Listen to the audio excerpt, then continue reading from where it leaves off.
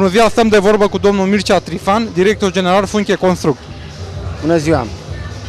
Firma Funke Construct este unicul reprezentant al firmei Funke Kunststoffe din Germania, care a intrat în România în 2002 octombrie. Din 2002 octombrie, cifra de afaceri a firmei Funke Construct s-a ridicat peste 1 milion de euro.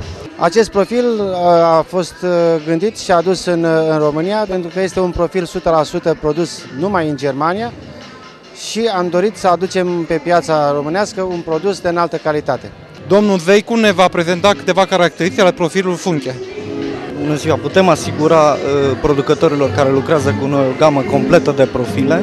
Ca și sisteme de profile, avem sistem tricameral și sistem pentacameral de profile. Profilul tricameral se caracterizează prin 3 camere dispuse între exterior și interior. Cea centrală este camera armăturii, care sub nicio formă nu trebuie penetrată în timpul prelucrării. Găurile de drenaj se execută în general, după cum se vede aici, pentru drenarea în exterior a apei care este rezultată din condens. În cazul sistemului pentacameral, după cum vedeți, între exterior și interior se interpun 5 camere de izolare. 1, 2, 3, 4, 5. Din nou, camera centrală este rezervată armăturii.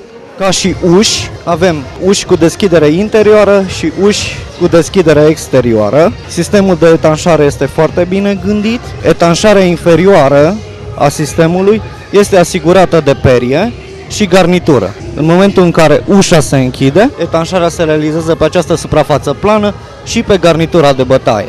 Un aspect foarte important la ușile rezidențiale este faptul că asigurăm aceste colțare. Colțarele sudabile practic asigură o suprafață de sudură mărită pentru ridicarea rezistenței ușii.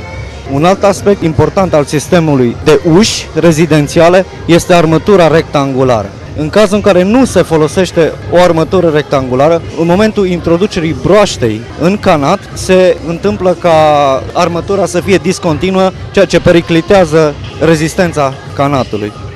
La absolut toate tipurile de cercevele sau de canaturi pentru uși, noi asigurăm profile cu armătură rectangulară. La fel și armătura din toc este armătură rectangulară pentru o mai bună prindere a balamalelor, fiind balamale aplicate.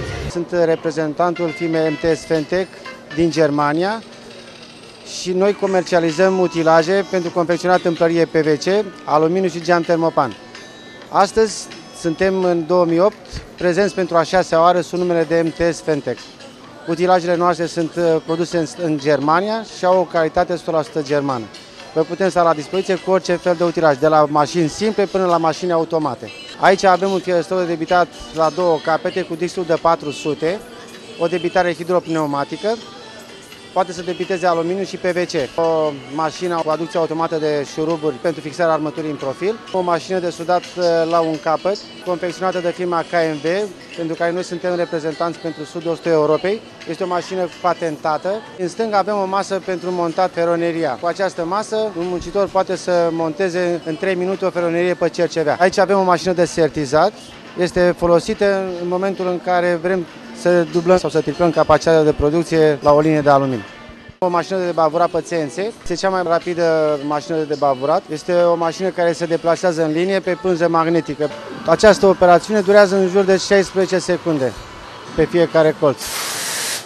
Avem mașini de sudat la 4 capete, centre de prelucrare, deci de la cele mai simple la cele mai complicate și mai sofisticate mașini.